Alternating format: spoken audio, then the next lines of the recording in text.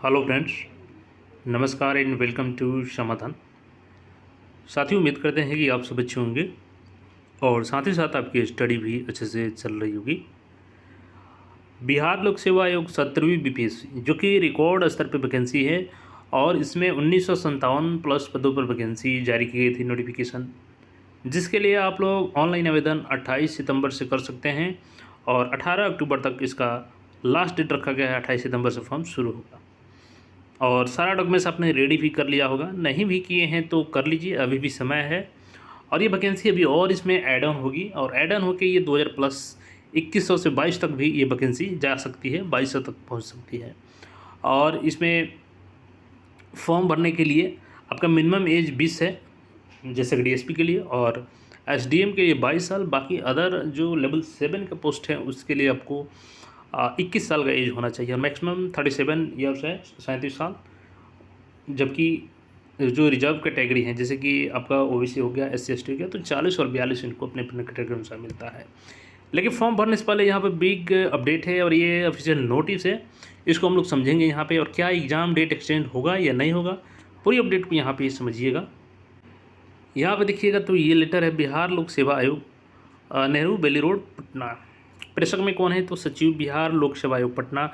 और सेवा में देखिएगा तो सभी जिला अधिकारी पटना, भोजपुर, रोहतास, बक्सर, नालंदा, गया, जहानाबाद, औरंगाबाद, कैमूर, भागलपुर, बांका, मुंगेर, लखीसराय, शेखपुरा, जमुई, बेगूसराय, खगड़िया, पूर्णिया, अररिया, किशनगंज, कटिहार, सहरसा, मधेपुरा, तमाम डिस्ट्रिक्ट का यहाँ पे जो 38 डिस्ट्रिक्ट यहाँ पे देखिएगा उनकी नाम मेंशन की गई है। जैसे यहाँ पे आपका सिवान है, सारंग है, गोपालगंज है, पटना है, इस सबका यहाँ पे मेंशन किया गया है नाम। और देखिएगा तो विषय में क्या है, एकीकृत 17वीं संयुक्त प्रारंभिक प्रतियोगिता परीक्षा के संचालन हेतु आवासन की व्यवस्था कराने के संबंध में। और यहाँ पर देखिएगा तो महाशय, उपर्युक्त विषय के संबंध में निर्देशानुसार कहना है कि उक्त परीक्षा दिनांक 17 नवंबर 2024 को आयोजित की जानी है।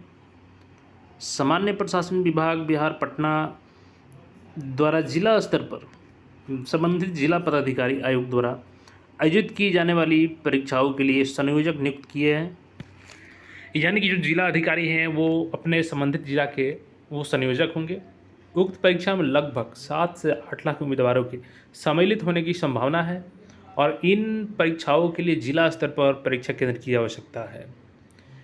उक्त परीक्षा हेतु जिला अंतर्गत प्रतिष्ठित शिक्षण संस्थानों का चयन परीक्षा केंद्रों के लिए किया जाए, जिसमें चार दीवारी, बाउंड्री, प्रकाश, पानी, बेंच, डेस्क, शौचालय, प्रत्येक कक्षा में दीवार घड़ी इत्यादि की उपलब्धता अच्छी स्थिति में हो। साथ ही साथ परीक्षा केंद्र में आवागमन की सुविधा भी हो।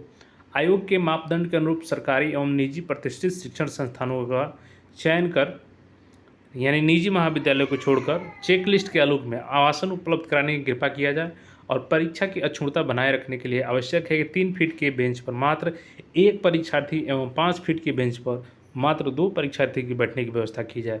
और साथ ही साथ आवासन का आकलन इन मापदंडों को ध्यान में रखकर किया जाए।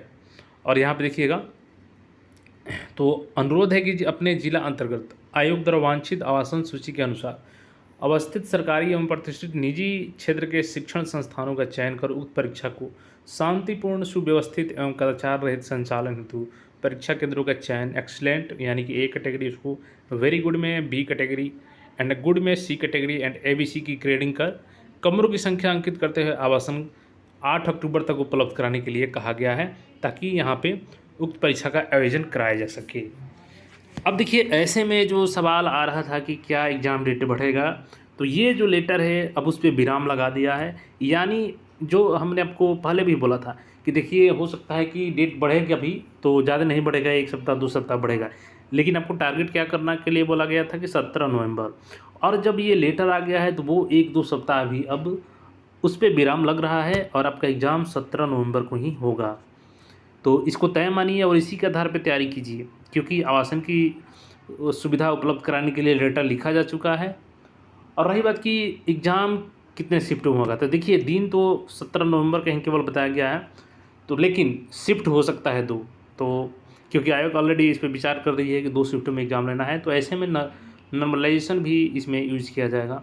और आज ही देखेंगे तो पैटर्न के लेकर के भी बड़ा अपडेट आया था, जो कि हमने आपको सुबह में ही ये न्यूज़ दिया था कि अलग अलग सेंटरों पर अलग अलग सेट होंगे और इस बार 8 तरीके का सेट तैयार किया जाएगा। दूसरी चीज़ कि प्रश्न पत्र अलग अलग राज्यों में अलग अलग प्रिंटिंग प्रेस में प्रिंट करवाया जाएगा और फिर उसको सेंटर पे भेजा जाएगा। और जो परीक्षा होगी साथ में कर्मचारी होंगे और उसके अलावा कमांडो इसकी रक्षा करेंगे। तो आयोग बड़े लेवल पे तैयारी कर रही है जिस पे नकेल कसा जा सके और फेयर तरीके से एग्ज़ाम को कराया जा सके। दूसरी चीज़ इसकी लेवल को भी लेकर के अपडेट दिया गया है। जो यहाँ पे चेयरमैन सर हैं परमार रवि मनु भाई, इन्होंने कहा है कि हम लोग 69वीं से भी टफ लेवल करेंगे इसको। और इसका सीधा मतलब है कि इसमें हो सकता है कि जो मल्टीपल स्टेटमेंट बेस्ड क्वेश्चन होते हैं उनकी संख्या लगभग 50 की जा सकती है। तो मल्टीपल बेस्ड क्वेश्चन में यही होता है, जो आपका मल्टीपल स्टेटमेंट होता है उसमें कि आपको डीपली नॉलेज की आवश्यकता होती है और अच्छे से आप लोग तैयारी करें। थोड़ा सा बदलाव करें कि आप जिस टॉपिक को पढ़ रहे हैं उसको डीपली पढ़ें। और जब एग्ज़ाम को टफ़ करने की बात कही जा रही है तो ऐसे में आपको किसी भी सेगमेंट को इग्नोर नहीं करना है, चाहे वो आपका साइंस टेक हो, जनरल साइंस हो, ज्योग्राफी हो, पॉलिटी हो, जो भी सब्जेक्ट्स है उसको आप अब लाइटली नहीं ले सकते हैं, उसको डीपली अध्ययन कीजिए। और बचे हुए समय में ज़्यादा से ज़्यादा रिवीजन आपको करना है, टेस्ट सीरीज लगाना है, तभी आपका यहाँ पे सिलेक्शन होगा। बाकी कोई क्वेरी है तो कमेंट करके पूछ सकते हैं और चैनल पर नए हैं तो चैनल को सब्सक्राइब करके जुड़ जाइए। फिर मिलेंगे नए अपडेट में। और हाँ, डेट आपका वही है, 17 नवंबर को एग्ज़ाम होने जा रहा है। धन्यवाद।